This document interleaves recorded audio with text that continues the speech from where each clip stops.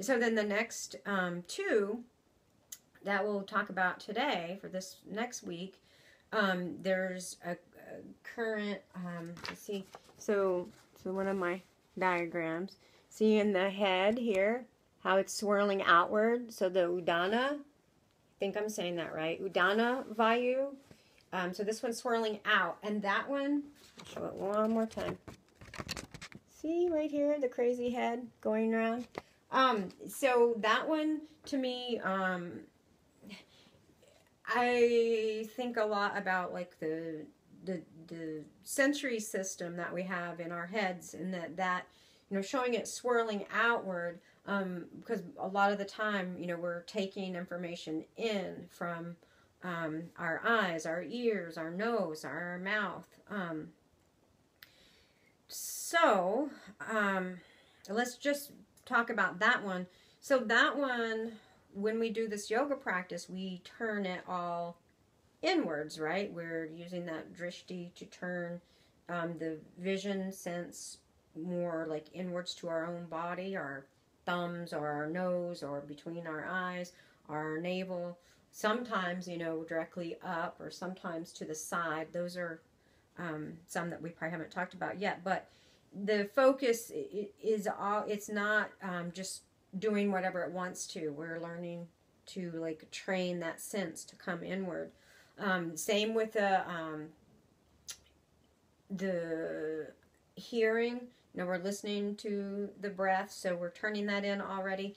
And we're constricting some muscles and things in the throat that I think that this has to, that the ujjayi breath that we do. So that one video, I can't remember which week it is, but the one where I talk about, you know, it's almost like you're about to smile, and then at the same time, it's kind of like you're about to swallow when you breathe. So affecting all of those muscles, so the muscles in your cheeks, the muscles in your throat, we have this set of nerves that goes like, or, you know, around all of our sensory organs and goes directly into the brain. So, you know, a lot of nerves, they go from our spinal cord into the brain, and these nerves are called the cranial nerves, and they're all like for your sensory system, including like in your throat. And this one, it's called the vagus nerve, and I want to learn some more about this, but I think that this specific breath that we do in Ashtanga, the Ujjayi breath that we use in the practice, not that we're the only ones that do Ujjayi breathing, but that pranayama, so I think it affects the vagus nerve, and the vagus nerve has several branches, and they actually, some of them, you know, go into affecting your lungs, so affecting your breathing, affecting some of your digestive system. So it's really interesting. But so this swirling current, right, the one around our heads, udana, we're practicing bringing all those sensory systems inward.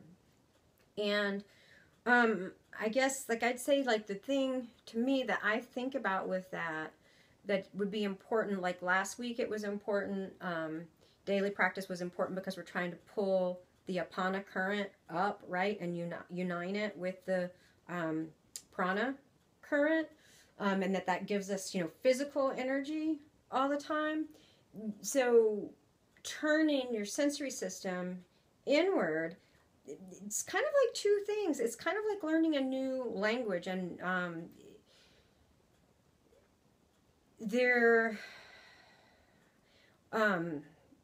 we had a visitor here not too long ago that was talking about that's part of like the yogic philosophy, is that for every outward sense that we have, so our outward vision, that we have a corresponding inner vision. Same as our outward voice, we have a corresponding inward voice. And to me, like, that inward voice, that inward vision, that inward hearing is getting us closer to the next kosha, so the next layer of our being. So we talked about the food body, and then we talked about this pranic energy body, and then now we're talking about turning part of this pranic energy body, this sensory system that we have, turning it inward.